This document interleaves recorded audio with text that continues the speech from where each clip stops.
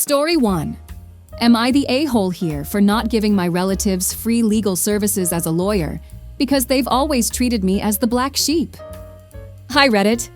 My family is currently upset with me and I don't think I'm in the wrong. I grew up in a crappy town in Florida. No one in my family ever went to college. The general mindset in my family is to live life in the moment. Everyone's pretty outgoing. My parents are part of Mardi Gras crews, my siblings all played sports. They're generally a fun bunch, but I never really fit in. As a kid, I liked to read, and I focused really hard on school. I hated going outside, and I especially hate the heat. I played chess and was on the debate team. My family all kind of gave me crap for all of this. They never really made an effort to do things I enjoy, but my parents loved to go to my siblings' sports games. They wouldn't come to my debates. It was the same for all of my cousins and other extended family. As I got older, I focused on my education and my career. I've drifted apart from my family. They only call me when they want something at this point in my life. I'm now happily married, and I have my own practice as a family law attorney. My husband is a judge in the neighboring county. Over the last few years, I've had several extended relatives reach out to me for legal help or questions. I always brush them off and tell them I'm too busy. I don't feel obligated to help because, once again, they only reach out to me because they want something from me. Recently, though, my sister lost custody of her kids to her ex-husband. Apparently, her lawyer was not so great, so now she only has every other weekend. My sister has a messy past that was drug into court. My older sister called me begging me to represent her for free and help her get her kids back. I was honest with her. I don't even know her kids, and I don't really care if she has them or not.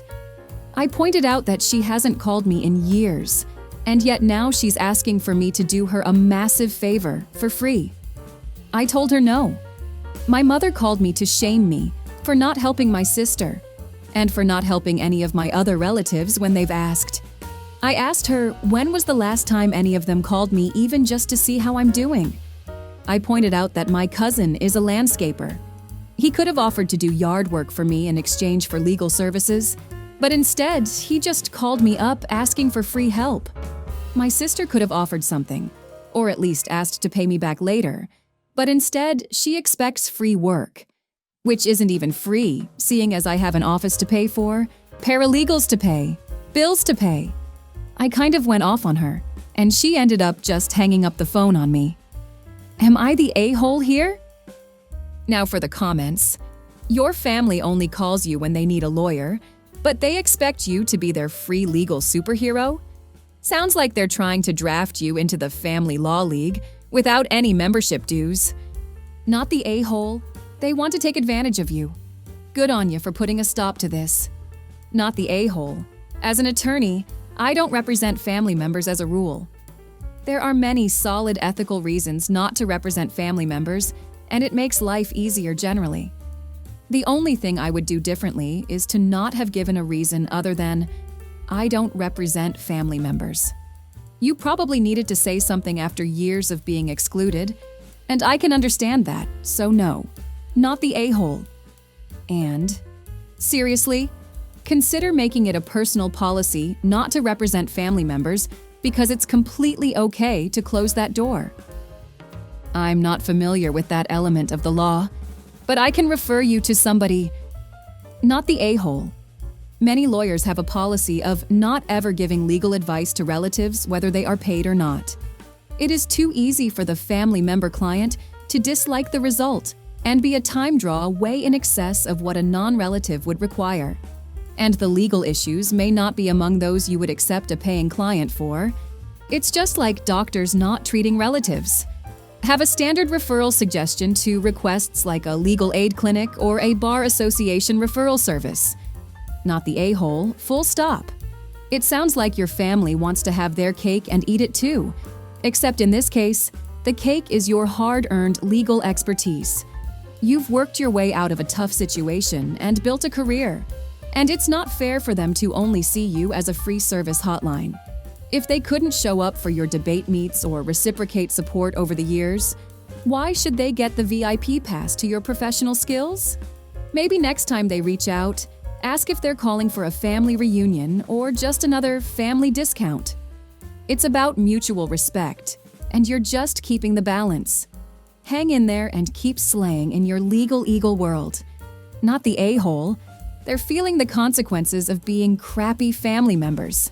As for the sister, if she lost custody of her kids, that's on her, not her lawyer.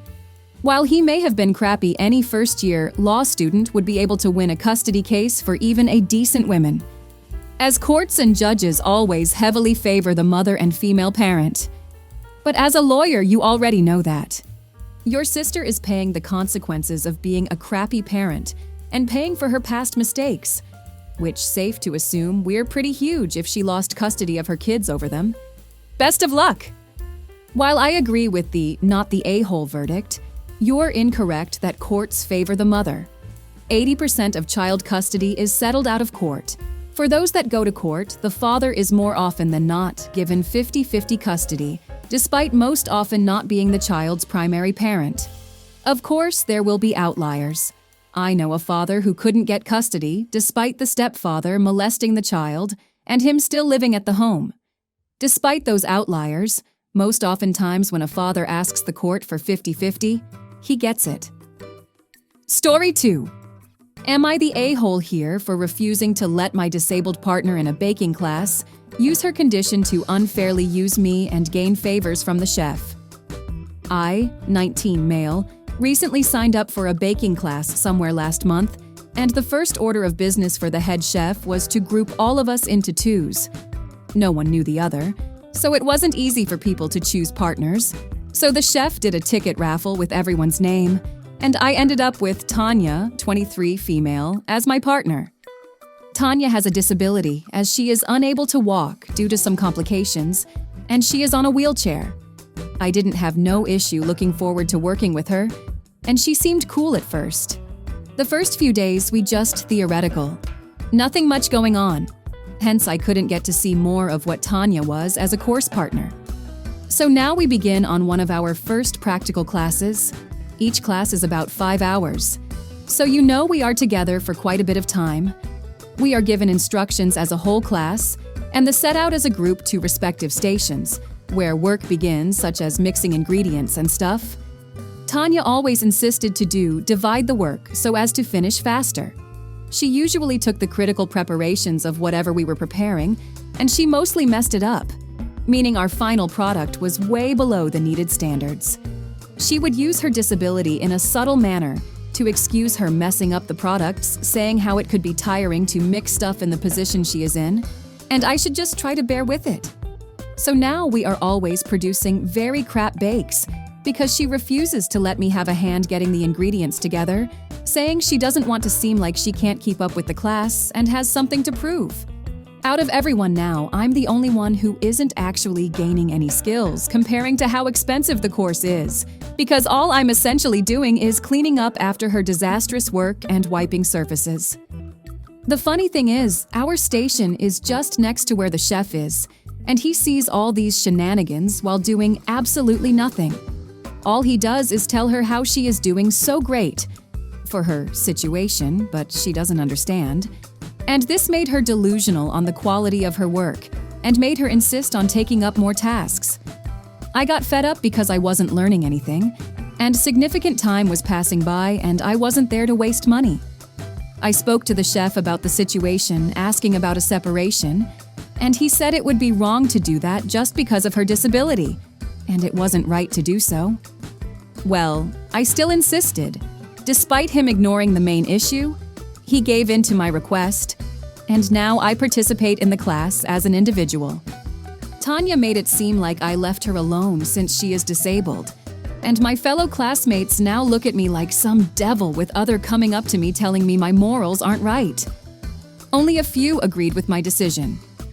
Am I the a-hole here? Now for the comments. Not the a-hole. You're not there to babysit anyone, or let your skills and experience take a back seat just because your partner refuses to share the workload properly. Tanya's disability isn't the issue. It's her attitude, and the fact that she's using it to avoid accountability while expecting you to pick up the slack. That's not teamwork. You tried to make it work. and even spoke to the chef first, so it's not like you jumped ship without trying. At the end of the day, you're paying for this course to learn, not to watch someone else mess up the basics while the chef turns a blind eye. Thanks. I hope people understand that it wasn't her disability, but the issue of me not getting to learn anything because of it. I don't have anything personal against her. As you describe things, not the a-hole. I think it's a fairly common shared experience to be paired with someone in a class, baking or otherwise, who, for reasons, ends up screwing up your project, prevents you from learning and otherwise effing up your experience. As you paid money and weren't getting any benefit from the class, doesn't feel like you're an a-hole. Without knowing your ex-class partner's exact circumstances, I don't have much judgment for her. I would add, though, that disabled people, as they are humans, can be a-holes too. Yeah, she is a cool person. I just didn't enjoy her making me more of a helper than a partner. Not the a-hole, and if it continued to be an issue, I'd straight up demand a refund. All notions of politeness and going along to get along go right the F out the window the instant my wallet is involved in the conversation. And if anyone else in the class gave me crap, the instant response should be a suggestion to switch partners, and anyone who hesitates for even a moment should be accused of bigotry before they can take a breath. Oh, you don't want to partner with disabled person? That's pretty bigoted and narrow-minded of you, isn't it? I'm sure that sounds ridiculous and hyperbolic, but it's the only way to deal with these kinds of people in the real world. They'll watch you suffer through something and then suggest that you're a bad person for not doing it with a smile on your face. And if they actually felt that way, they'd agree to go through it themselves without a moment's thought. Not the a-hole. I'm a wheelchair user. One thing that is hard to accept is there are some things we might not be able to do or do the same way as others.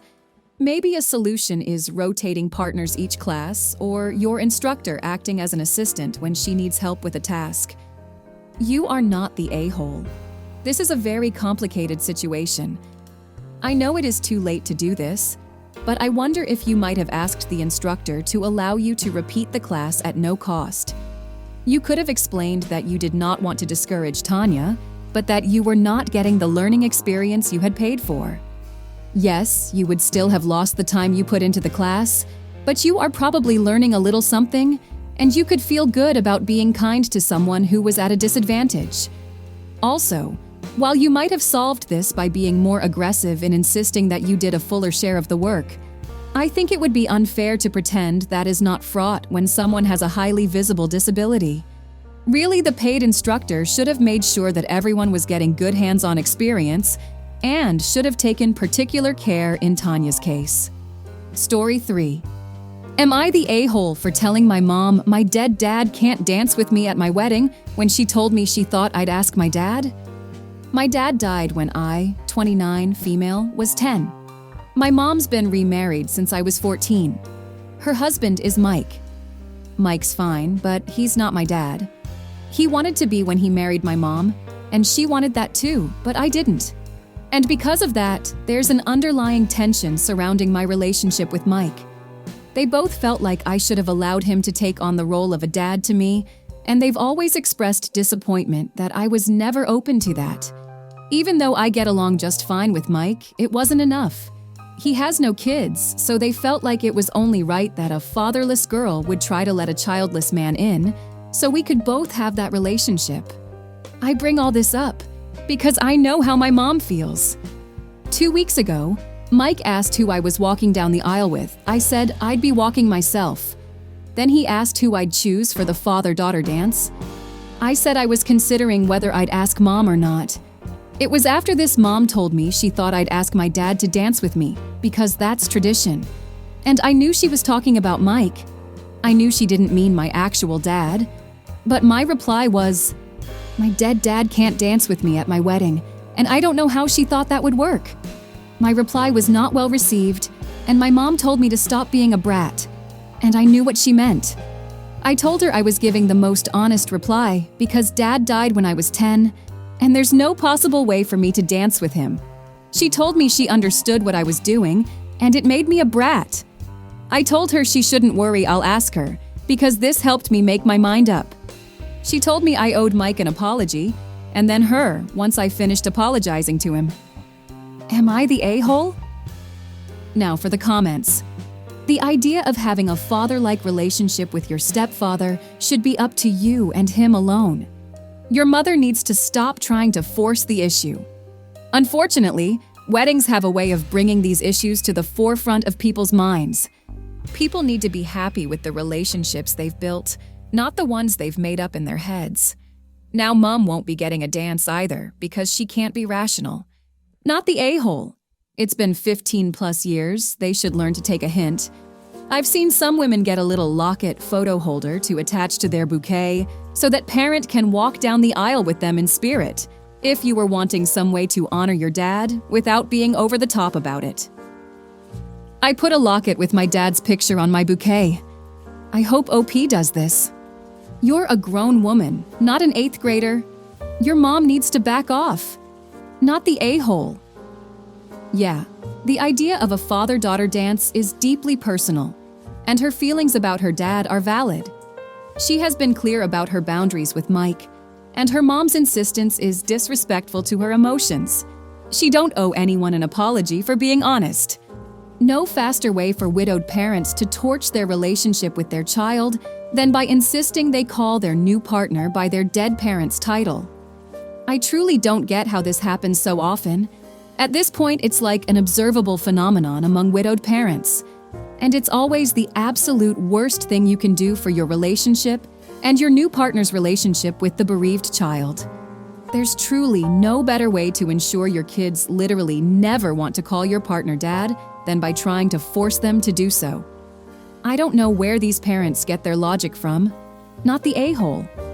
That's a good point. You don't see this with divorced parents.